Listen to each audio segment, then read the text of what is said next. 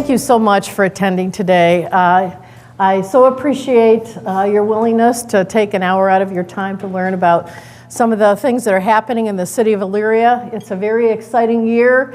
I didn't realize when I became mayor 6 years ago that I was going to be serving or have the privilege of serving in Elyria's bicentennial year, but it's been quite a journey, and we've only just begun, and I'll talk a little bit about that a little bit later. But I hope you enjoyed some of the historic pictures that we're rotating up here, and I would like to thank the Lorain County Historical Society and Bill Bird for providing those. Let's give them a round of applause. Obviously, nobody does this job alone, and today I'm very privileged to have members of my team here. If you would please stand. We have everybody please stand.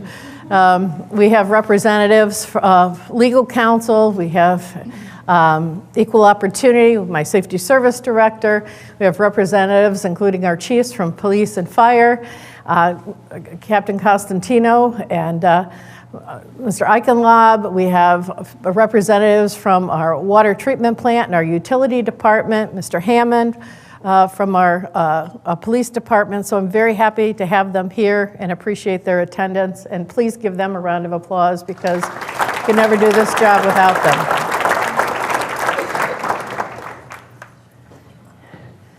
We're using a historic theme today, given our bicentennial, and I hope you enjoy some of the old pictures that we've managed to integrate in here. But as you can see, this is Broad Street, and things have changed quite a bit. 200 years into our history, Illyrians are celebrating our past while making way for the new, and I'm going to be talking about some of the ways we're making way for the new this year. We've got some reasons to celebrate in the city of Elyria, and some of them include we have strong local taxpayer support allowing reinvestment in our city and our schools. Both the schools and the city have recently passed issues that are allowing us to move in a proactive mode, which is very much needed and appreciated. It hasn't solved all of our challenges from an operating standpoint, but certainly it's allowing us to resolve some of our long-standing capital issues.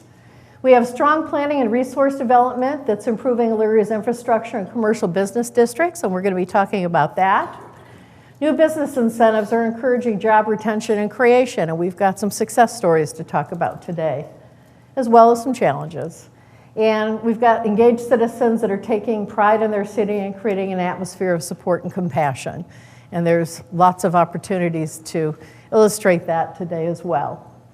I want to thank everyone here who was involved with Issue 6, our 0.5% temporary income tax that will raise about $6.2 million annually over 5 years. We are using that money to repair residential streets, add additional police officers and equipment, park improvements, capital needs, and economic development initiatives. Those are all things that were not built in previous budgets because we just didn't have the revenue to do it. Right now, there are a number of Issue 6 projects in process. This year, we will be resurfacing 12 streets. North Park, we'll see some building improvements. South Park, we'll see the installation of a spray park as part of Issue 6, as will West Park. We'll be hiring 8 new police officers, 16 new police vehicles, and acquiring new radio systems and station repairs. We've got $1.4 million in capital equipment purchases and across departments that we weren't able to make previously. And we are expanding our economic development functions. We will be hiring a director later in the year. We've just acquired new software for a commercial property registry, so very shortly you'll be able to get on our website and actually look up any available commercial property in the city of Elyria with all the detail associated with it. We think it will be a great tool for us. And we've got some new initiatives regarding within our Community Improvement Corporation. There's a lot of real estate development and going on as a result of our State Route 57 and 49th Street Bridge reconfiguration. You're going to be seeing a new city website and some marketing of the city when we get some of those things underway. And I don't want to dwell on this, but I do want to make the point. And you've probably seen this in the newspaper over time, but you know, issue 6 was needed and appreciated, and we are able to do some proactive things that weren't previously budgeted. But our general fund still does struggle, as do most general funds across the state of Ohio, including the city of Lorain. We saw the local government fund and the estate tax take away significant amounts of money, $1.2 million annually for the local government fund, and for Elyria between $600,000 and $800,000 annually for the estate tax. Safety stimulus funding has expired. There are some income tax losses being anticipated from some plant closings. Like every organization, we have rising healthcare costs. And we're addressing now things that have not been budgeted previously. So you can see our general fund has really kind of leveled off, and we still have a very tight general fund.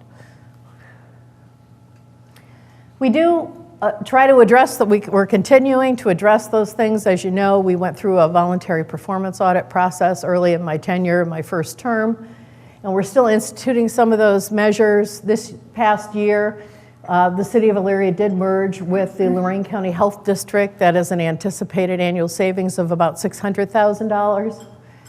We have a lease agreement with Lorain County Metro Parks for Cascade and Illywood Parks, and those improvements are underway right now. We've created an Elyria Water Team, and we've got a couple of representatives here. Raise your hand, Elyria Water Team. But it's a rapid response group of employees across water pumping, water distribution, and utilities that was really put together by our safety service director and to work together to solve customer problems and improve collections, and there's really been a focus there. And we've saved about $30,000 by having central maintenance and communications retrofit our 10 new police vehicles rather than sending them out. So we do a lot of internal work. We have an energy management program, and we've talked about this before, but since 2012, just with electricity shopping, the city's saved over $1 million. In 2016, with electricity shopping, the city saved $260,823, plus we received a check for almost $10,000 for a demand response cash payment when we went on generators. And with natural gas shopping, we've saved the city about $9,100 last year. So we continue to try to execute efficiencies. Enjoy that picture. We do have some positive economic activities happening in the city. We do have a new array of economic incentives for business retention and attraction and expansion. And we have 3 manufacturing plant expansions and 1 relocation to be announced in the first quarter of 2017. The first 2 of these, you read about Duraline's expansion, 60 new jobs over 5 years. And Perry Fiberglass will be relocating to the Moen building with up to 111 new jobs over 5 years.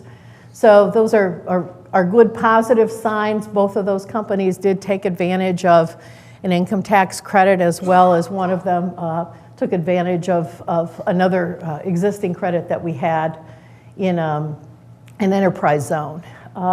We do have 2 additional expansion announcements that will be made very shortly. Their paperwork is in process, and I don't want to jump the gun on them, but in the next 8 weeks you will be reading about them.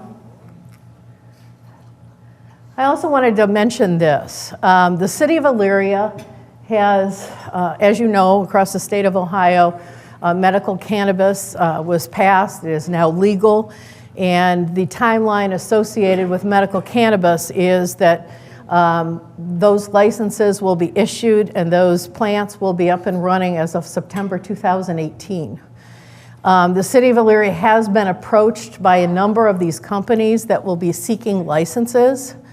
The licenses can be sought without the city's blessing, but the key here is the matrix used to weigh in on the passage or granting of a license includes a piece for the city to weigh in on whether or not it would welcome this industry into the community. We have, the city of Elyria, being the nexus we are at highways, has been high on the attraction list. We have received inquiries from a number of these organizations that are seeking licenses, and I asked our city council president to help me name a committee representative of both the administration and council to begin to study both the pros and the cons of this. We want to make an informed decision. The key here is whether you were a proponent or not of medical marijuana, it's coming to our community. Lorain County will receive a license or several licenses. We're not sure yet. And there are actually 4 licenses. One is for the growing, one is for the cultivation, one is for the distribution, and there's a research license that will be required for institutions of higher education. And so we have some companies that may be applying with or without the city's blessing. If the city chooses to give one of these companies a blessing, they would probably rate higher in the matrix.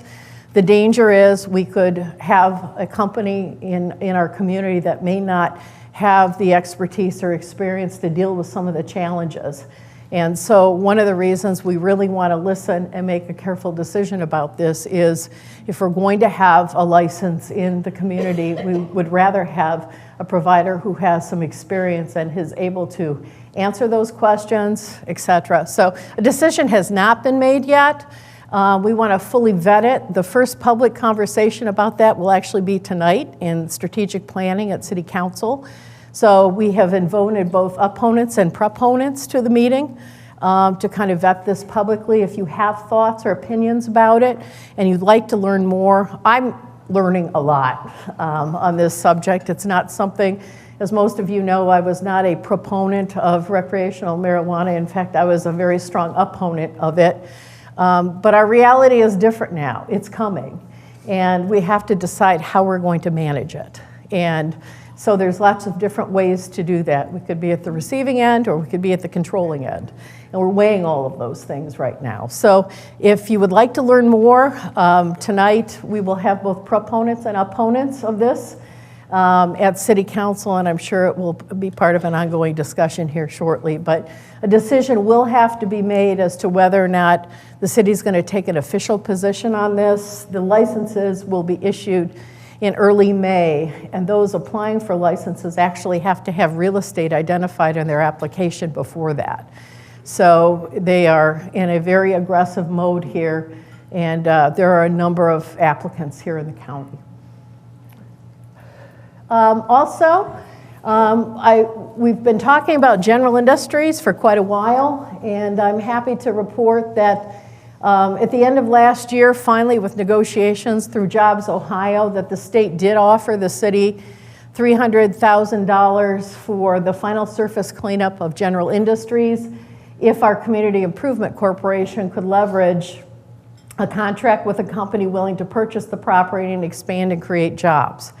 And a company has been identified in a contract and a deal are pending. It has to be finalized before February 28th for us to be eligible for that money. And the paperwork is with the lawyers right now.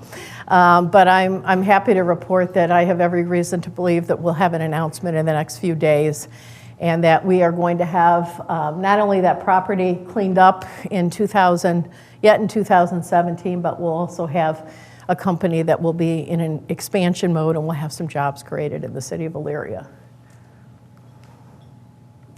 We also have some other business startups. Courtyard by Marriott Hotel is in progress, Valley of the Eagles.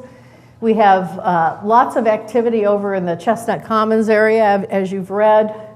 And on Broad Street, we also have some activity.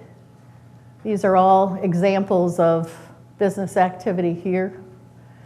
And we've recorded all of this through our building department. So we tend to capture a lot of it through that.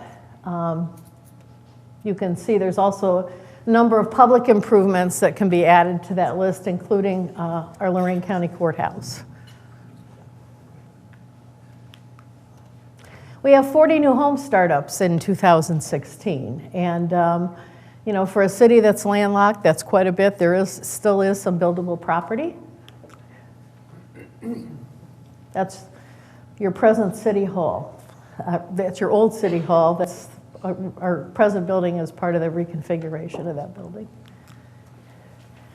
Downtown Elyria is coming alive, I'm happy to proclaim. It's been a while, but there are definitely some positive steps forward here. This is one of the murals from the Elyria Arts Council. If you haven't seen it, it's on the former City Hall property next to the Elyria Arts Council, and it's just absolutely magnificent. There's another mural on the other side that helps depict 200 years of Elyria history. These were painted with grants the city commissioned with the Arts Council, and there are actually 4 more going up this year yet. There is over $18 million in current investment downtown, and you're going to start seeing more and more. We've completed the replacement of Middle Avenue. That's a little over $3 million. We're about to replace 3rd Street and East Avenue. Broad Street between East and West Avenue. We received a Transportation for Livable Communities grant, so we're going to be able to improve the streetscape in that area with new antique lighting, LED lighting, etc. We did receive a state appropriation from the state of Ohio exclusively for the arts, and we were able to, there were 2, they totaled $375,000. Part of that money was used to purchase the former Brandeau Jeweler building, and it gave a home to our new Elyria Arts Council. They have over 30 working artists working out of that building. In addition to a beautiful gallery, you can purchase unique gifts in there and also take classes, by the way, a little commercial.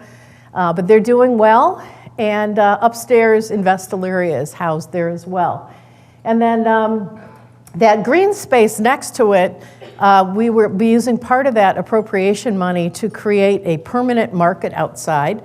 This spring, you'll see the gateway for Pioneer Plaza go up, and in our bicentennial year, there will actually be a very large tent erected, but the year following, we hope to erect with some additional appropriation and grant money, a permanent structure that actually has slide-down glass walls that it will allow for a 9-month use for not only a market, but also rental for the community, so that we have more opportunities for people to congregate downtown and really enjoy that space.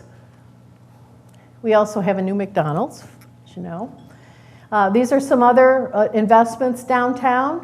The courthouse renovation, there's a new law office. The Foundy Restaurant was mentioned by Tony earlier. We're very glad to have that. We do have a project with residential mixed-use apartments in process right now. The former Rendezvous Cafe has been purchased and it's being renovated inside. There's 4 additional Broad Street buildings purchased for renovation. And I'll talk about this a little bit later, but on your chair you found some information about our fountain. This is a legacy project that we're instituting as part of the bicentennial, and we hope we can have your support for that. You probably saw some signage. We have converted 2nd Street to a 2-way between Chestnut and East Avenue. The reason for this was it was part of our comprehensive thoroughfare plan recommendations. It's really designed to kind of slow down traffic and make it easier for commerce downtown.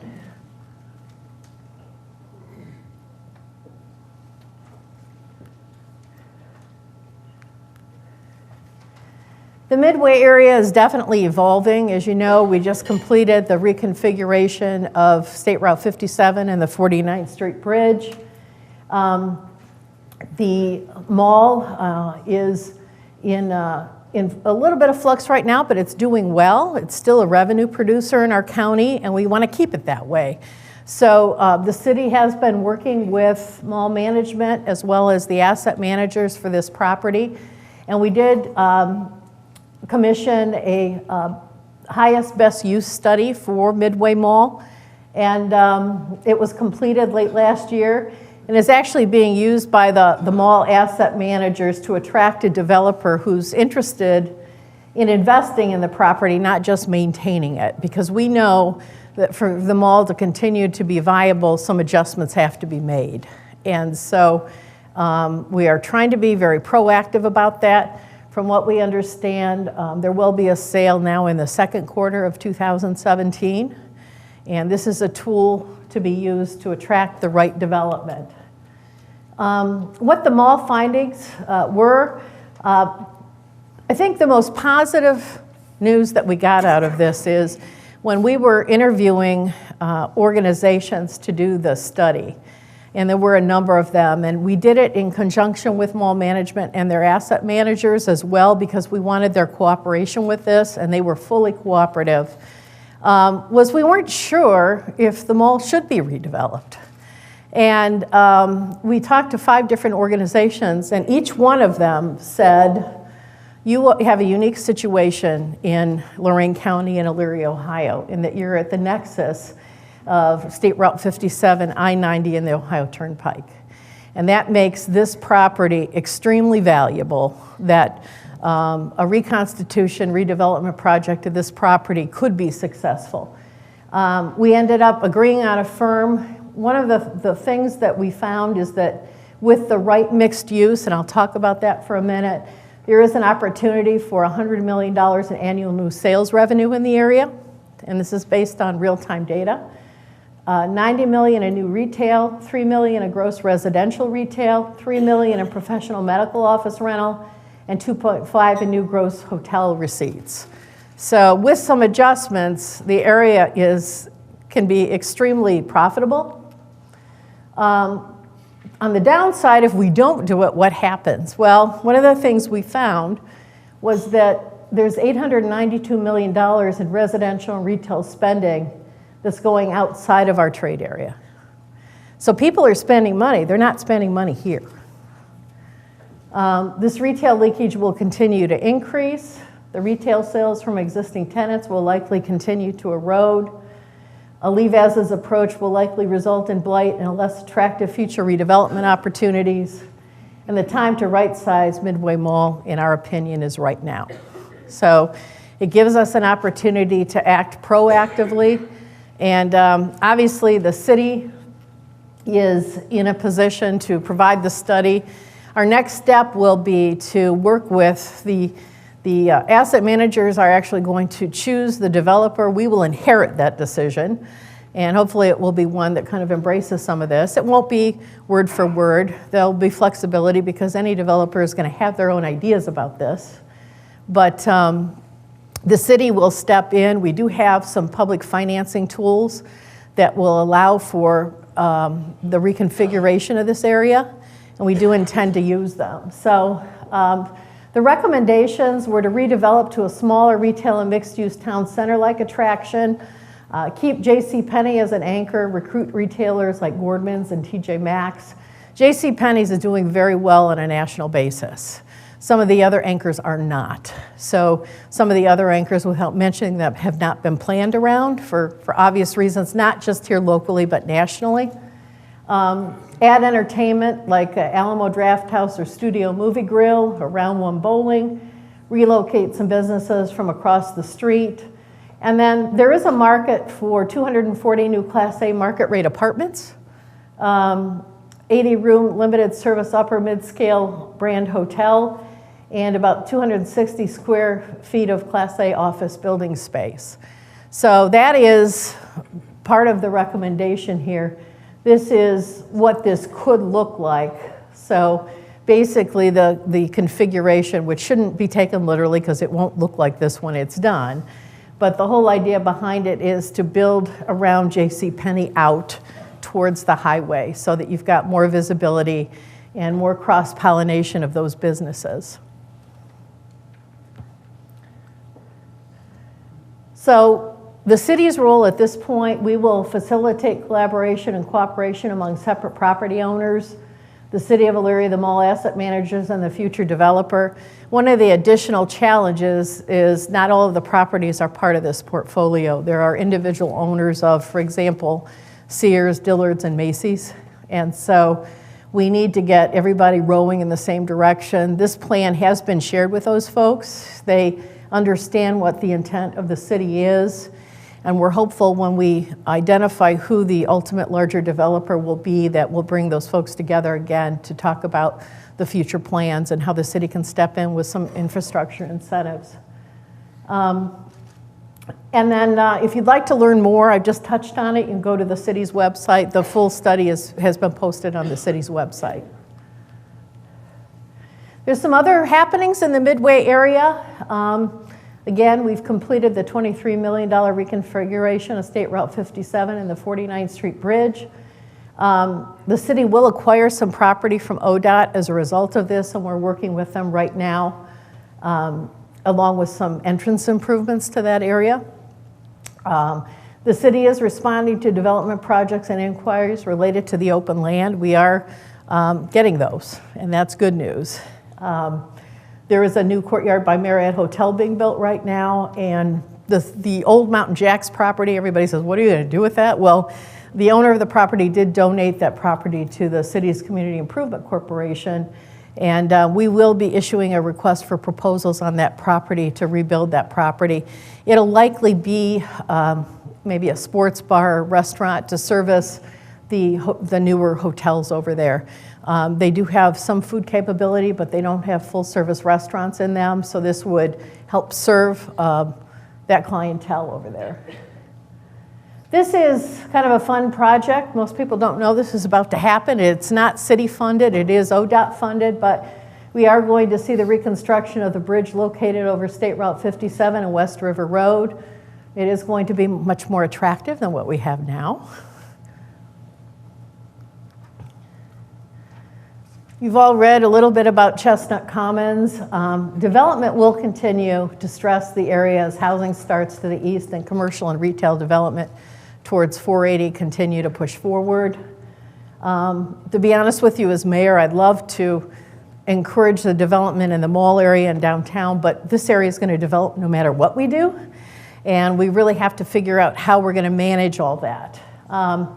The city has stepped forward, and we are working with our partners, the county, Eaton Township, the developer, and the city are working together to try to solve the traffic challenges over there. We know it's a problem. It's going to continue to grow. And one of the things that we are, I don't want to say waiting for, but what's very liquid and evolving right now is there is additional development planned in that area that will even stress it more. We want to make sure that our response is comprehensive and will address the growth of that area to I-480 instead of just putting together another Band-Aid fix. So we are paying attention to it. Our intention is to work with our partners to resolve this issue, and I'm sure you'll read about that further as we figure out what to do with it. Look at the old cable car rails there.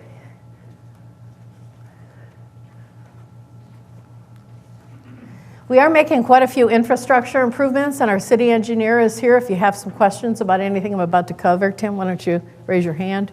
He's available after this. They are very, very busy right now in the engineering department, but Taylor Street and Fairlawn water main replacements were completed. We've improved the water flow to fire hydrants and the reliability of the distribution in the city. We've installed a solids watering facility to improve the function of the water treatment plant on Lake Erie. This is a big project that's underway just as of this week, but the construction of the EPA-approved 78-inch East Side Relief Sewer is starting right now. It will take 4 to 5 years to accomplish. This is part of an overall EPA mandate. This is a small portion of the project.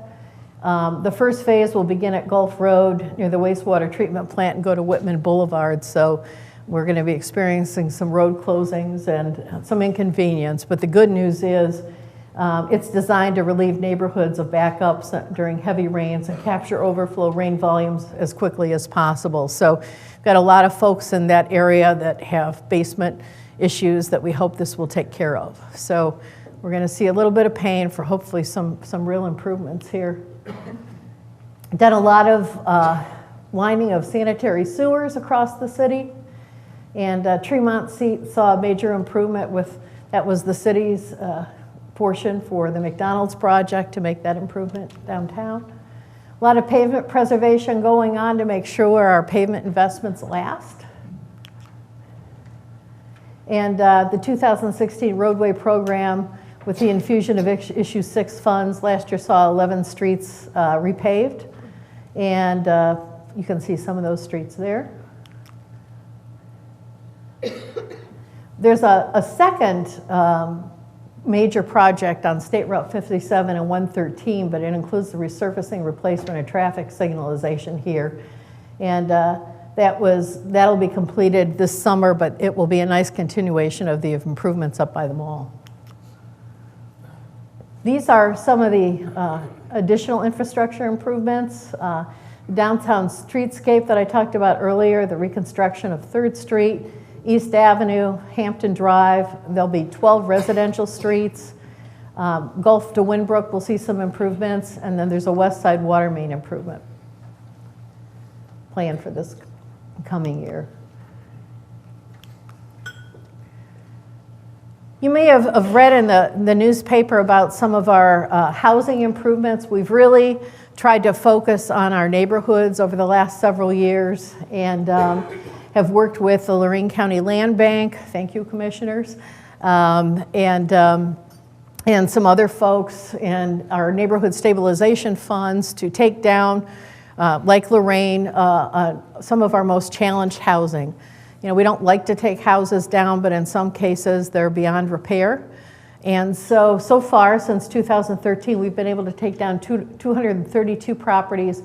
We have 45 left to go, and those are on our schedule for this year. So we will have been able to take down the D and F properties, and I'll show you what that means here shortly.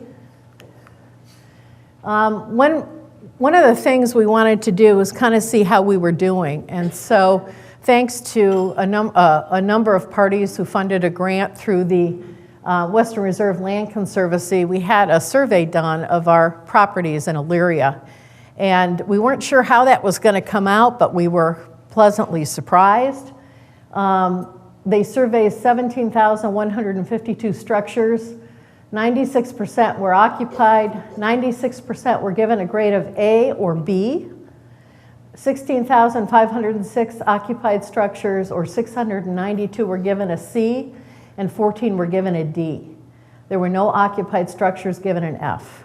So we saw this as a very positive sign in the city, and it really kind of gives us a prescription for where we should be focusing our energy. We know that Elyria is an older community, we have older housing stock, and so having an inventory of those C and D properties really gives us an opportunity to try to focus the resources that we do have on improving those neighborhoods so they don't go down further. And we do have some opportunities to do that through HUD. We have a CHIP program, a neighborhood stabilization program, where residents can apply for home improvement funds. The big challenge there is trying to communicate that and get them to provide the needed paperwork to be able to do it. So we're going to be doing some real personal outreach here to really focus on that housing stock. We're also working on putting together some other things that we think will help people. We're going to finish the 43 remaining targeted demolitions, continue strong code enforcement. Where's Mr. Brubaker? Raise your hand. Kevin's the victor in all this. Work with homeowners to improve C&D housing stock. We have a Heritage Home Loan Program that's about to go into place as a pilot for our historic district. As you may have read, we've been working with folks in the historic district to make our landmark preservation guidelines a little more flexible, and in the process, we put together a Heritage Home Loan Program, and if that works, we'd like to see expanding that direct deposit link program to homeowner loans throughout the city later.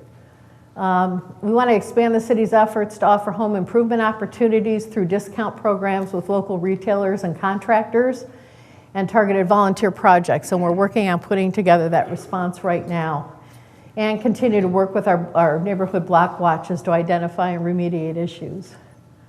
Again, we've talked about the historic district, but we revised our guidelines. We've created a low interest loan program thanks to the help of Northwest Bank.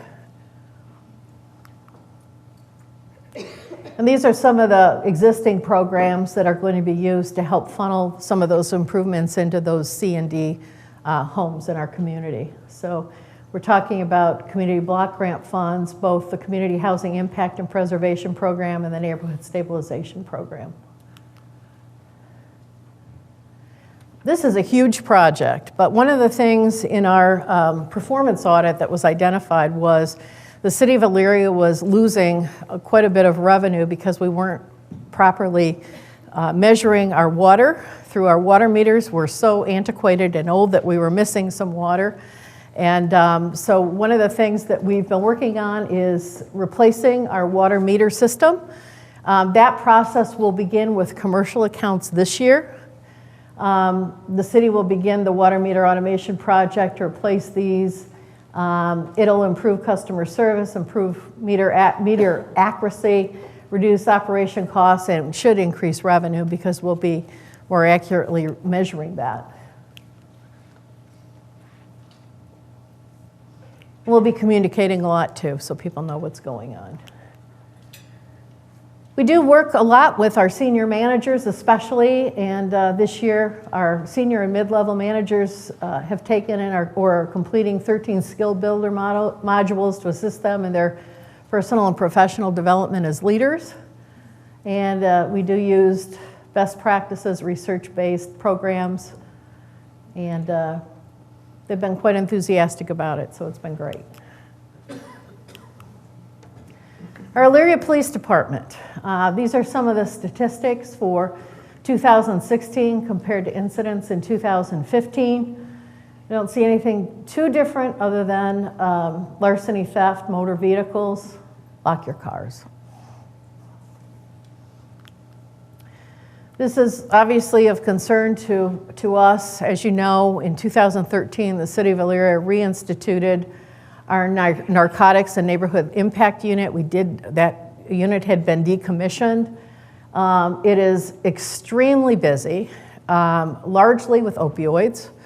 And as you can see, these are just some of the numbers in the city of Elyria for 2016. But there were 257 assigned cases, 170 drug overdoses, 32 deaths, unfortunately, 217 arrests. And this really does zap the resources of our safety services, both police and fire, and I'm sure the court system can attest to that as well. It's a huge problem. We continue to try to get ahead of it, and we're going to continue to try different strategies, but we're not the only ones in this boat. Everybody in Northeast Ohio is in this place. Our fire department, again, because of a lot of that, is very busy, and they're also finding that the emergency medical responses are going up. There's a number of reasons for that. Aging baby boomers and overdoses are taxing the equipment. And unfortunately, what we're finding is the Narcan, the drug that's used to neutralize the opioids, is getting less effective because the opiates are getting stronger and more resistant. So when we used to be able to administer one dose, in some cases we're administering 8 or 9. It's amazing. You see the rescue calls, the hazardous condition calls. In 2016, this is significant, the Elyria Fire Department began delivering advanced life support with collaboration of University Hospital, Elyria Medical Center, and Life Care Ambulance. So our team is working together to provide the highest possible care among all of our certified EMTs. The Elyria Fire Department is now equipped and able to deliver a higher level of pre-hospital care to patients who need it. And our Engine 3 is now equipped with new extrication equipment for faster removal of people in motor vehicle accidents. So some real improvements there, and we really appreciate our very good relationship right now with our partners. Parks and Recreation. They passed their master plan this past year. There was a lot of community input on this. The new plan is being funded largely by Issue 6 funds. They had some AED machines installed, LED lighting. They have a new online program registration, so you don't have to go to the physical site at City Hall now to register. You can do it right online. They had 2 buildings added for Safety Town. The South Park ball field was completed, and the East Park outdoor basketball courts were installed. So that was all last year. That doesn't even count what's about to happen for issue 6 this year. They do some great work. They have free open recreation for grades K through 12, which is really important in a community when you're trying to figure out how to give kids productive things to do. And there's a lot of opportunities for adults as well. So adult Zumba and cardiac sculpt classes. It's kind of amazing to see the number of people participating in some of these activities, but 1,400 kids participated in sports and sport clinics. 700 participated in our donor-funded summer camps. Over 1,000 adults over 55 enjoyed a variety of senior programming. We hosted 60 softball teams at 146 regional softball tournaments, and over 25,000 people attended our Great American Picnic and Fireworks Show. So this year, West Park will get a splash pad, South Park will get a splash pad, and North Park will see some physical improvements in the building. There's some other things happening in the city, and we don't want to neglect our other departments, but our recycling tonnage continues to pick up with education in the city. We pick up a lot of recycling, 3,649 tons to be exact. We have added a full-time urban forester in our sanitation department to better care for trees in the city. We did finish the implementation of our New World software system. We've been talking about this, but when we came in, there were actually 12 different software platforms in the city. And by consolidating it to one, we've really created some efficiencies across departments. So they can all look at the same platform and share information, which is really great. And then working with Rotary, an Ohio historical marker was installed at Ridgelawn to honor the Easter Seal founder, Edgar Daddy Allen, and many of you were there for that. So it's a great addition. There's an old fountain there. And it's my pleasure to talk a little bit about the fun stuff too. And that is, we have over 100 volunteers on our Bicentennial Committee that have been working throughout 2016 to prepare. There are events planned beginning in March and running all the way through 2017, including the special bicentennial edition of the Great American Picnic and Fireworks Show and the Cleveland Pops concert. There's a complete calendar at the City of Elyria website, so if you'd like more information. But just quickly, there's a lot of ways to get involved with this, and it's not too late. So if you're not one of those 100 people, some of you are here. How many volunteers do we have here right now who are on the Bicentennial Committee? So talk with some of those folks if you want more information, or look on the city's website, but they've been great. You can see we have been very fortunate because Discount Drug Mart stepped forward. They were founded here in Elyria, and they said, we want to help you with this bicentennial. So at their cost, at no cost to the city, they purchased all the merchandise and helped us design it. We have our marketing committee from the library back there. Thank you, ladies. But they put together a whole host of souvenirs, and the sale of all of those go towards the Ely Fountain Project. So it's wonderful that they stepped forward to do that. You'll see bicentennial signage and street banners going up here shortly. There's a bicentennial Facebook page. There's a monthly speaker series through the Historical Society. You probably saw one of the first newspaper columns about our history by Mr. Bird. There's an oral history project recording Illyrians' experiences. Our Arts Council is involved with a public art contest. There's some more bicentennial murals going up. There is a beard growing contest, so you need to start thinking about that. If you haven't already, there will be a prize for the best beard at the parade in August. And there's traveling exhibits to the schools. Our Founders Day, Human Ely came to Elyria on March 18th. And so there will be some postal cancellations available if you would like a nice souvenir through our Elyria post office. There's also going to be a bicentennial marker installed on that day. And that area is near the East Bridge. If you know where Dr. Fogel's dentist office is, and that little triangle with the pine trees, that's where it's going. We're going to be having historical walks, bus tours. There's a hymn sing on April 9th with all of the different churches coming together. It'll be a wonderful experience. Janine's been very involved with that. We do have a documentary about Elyria that's being made. It's called Making History Then and Now, and we've moved the date, and it was going to be on March 18th, but we had so much enthusiasm and participation that it's gone from a 30-minute production to an hour. And so we will be debuting that on May 18th at the Hoke Theater at Lorraine County Community College. The tickets are designed to be very affordable, so anybody can come, and we hope you'll join us. It's going to be a wonderful project. John Beckett's involved with that, and something he wanted to see happen too. We have a Faith Walk and Bicentennial Ministry program. There's going to be some outdoor concerts on Kerstetter Way. Pioneer Plaza is going to have the market going on. And some of these activities are really focused in July and August. So we have the bicentennial edition of the fireworks show. There'll be celebrity homecomings July 29th through the 5th.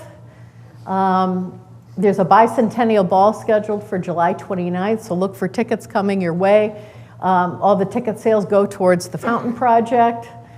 There's a dedication ceremony for our murals and our fountain, and a grand bicentennial parade scheduled for August 5th. And we are asking all Elyria businesses to submit a float. Back in the day, one of the great shows of pride in our community was the business community. Every business, large and small, had a float. So start thinking about it. We actually have someone who's going to be coming in and doing a float workshop. So if you don't know how to build a float, you'll know how to shortly. So we'll keep you informed about when that's going to happen. And we also have a time capsule and some of these other opportunities here. I just want to mention, we are in the quiet phase of this campaign right now, but at your place you have some information about our major legacy project, which is the Ely Square Fountain. The fountain is kind of on its last leg. It's had its last major renovation in the 70s, and the money that we're putting in is really kind of a waste of money now. It's starting to deteriorate, and we'd really like to replace this fountain as part of it. So one of the things we're doing right now is we are pitching this in phase 1 of this campaign to make sure that we can raise at least half the revenue before we start this project. And the community came together in a series of community forums to design this. This was the consensus. And while fountains look simple, they're not cheap to do. This one was not the first choice. It was sort of the downsized choice, but it's going to cost about $900,000 to replace this fountain. We do think it's an important project for downtown Elyria. Downtown Elyria is our living room as a community. And we are looking for philanthropic support to help support this. We think we've got an interest in about half of the funding right now, so that's a very positive sign. But the rationale is there. Please take a look at it. If you belong to an organization, a service organization, or a business that would like to get involved, we'd love to hear from you. Just fill out the pledge form. We'll have a better idea of where we're at in this campaign. And there is, by the way, a video automation of the fountain when it's dark out. So one of the nice things that people wanted in this fountain, in the 60s, we had a lit fountain. This fountain actually lights with new LED lighting. So you can change the plumes, you can change the rotation, you can change the color. The light is subsurface, so that in the cold weather, when you have to turn it off, you can turn the lights on. And there are now acrylic sculptures you can put on there, so it looks like you have ice sculptures there year-round.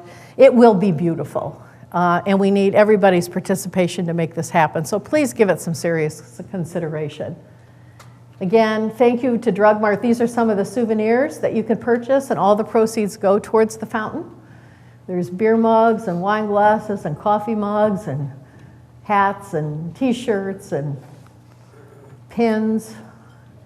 They can all be seen on display at City Hall, by the way, if you're interested.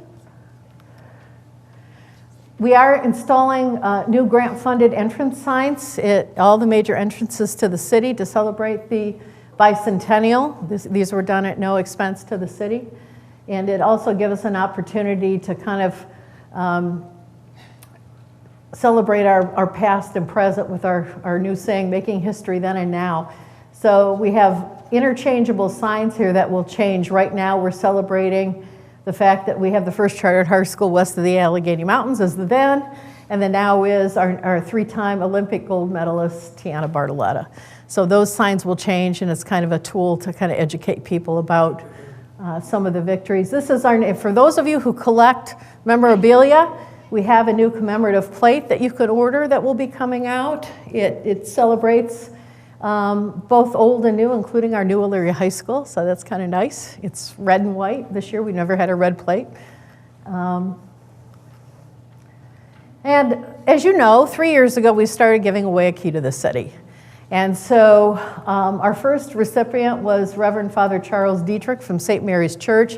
I'm happy to report that Father Dietrich is still very involved with the city. In fact, he is heading up the Compassionate City Initiative as part of the Bicentennial, and we really appreciate his leadership with the faith-based community.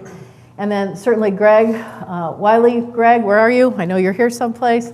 But with the Friendship Animal Protective League, they do great work with the city of Elyria and other communities with our feral cat project and other animal rescue, and we couldn't be more appreciative. And I just couldn't resist the temptation to put my dog's picture on there. This is Juno. He is a St. Bernard mix from, it's a she, from the Friendship APL, and a great pet. This year, it is our pleasure to present the award for the key to the city to the Lorraine County Historical Society and Bill Bird. Bill Bird has been very helpful in terms of putting together the pictures and the content for our bicentennial celebration. We couldn't do it without him, so please join me in a round of applause for Mr. Bill Bird and Lorraine County Historical Society.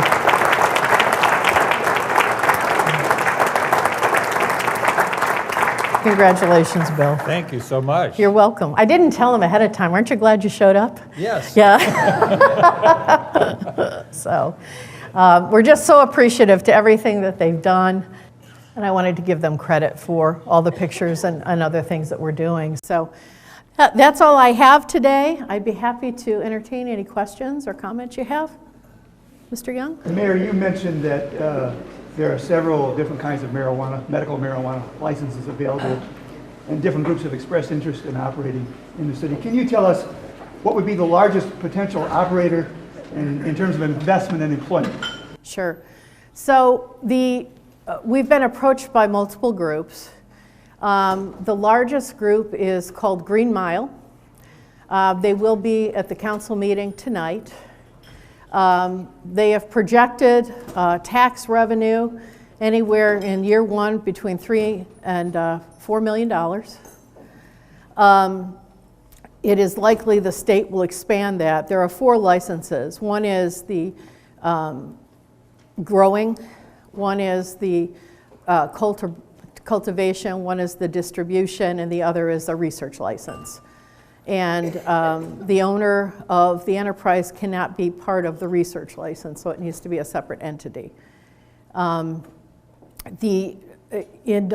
year one, it's been projected by all parties we've talked to that you're probably looking at employment for the growing piece of about 60 employees. I'm sorry, 50? 60. 60. Okay. 60. And it depends on which group you're talking to. Some have a different philosophy. Some would like to see multiple licenses grouped in one community under one facility for security purposes. Others would like to see them distributed, so that's another part of the conversation. Can I ask, what's the difference between growing and cultivating? Growing is when you actually clone and grow I know more now than I did a couple months ago, believe me. This, I assume, is not from knowledge that you gained in your basement. No, it is not. It is not personal knowledge. You can check my basement. But I won't even go there. Anyway, what were we talking about? Yeah. So the difference between growing and cultivation is you're actually growing the plant. Cultivation is actually when you harvest the plant.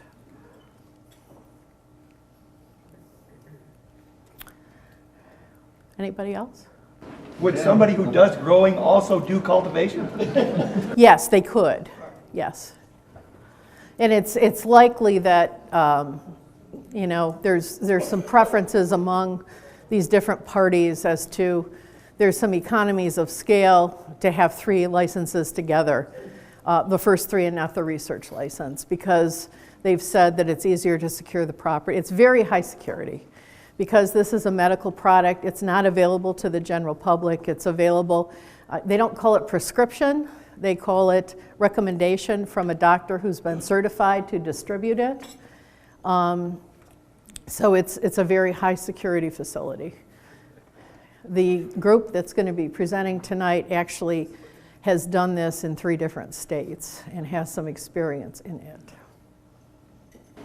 Yes, Tony pointed out there's a young person in yellow back there that had a question. 2 questions actually. Sure. The first one is, what is being done or what are you guys doing to bring the community together as one rather than factions? And then the second one is, what is the biggest challenge to economic development in the city? Sure. In terms of your first question, bring them together around what?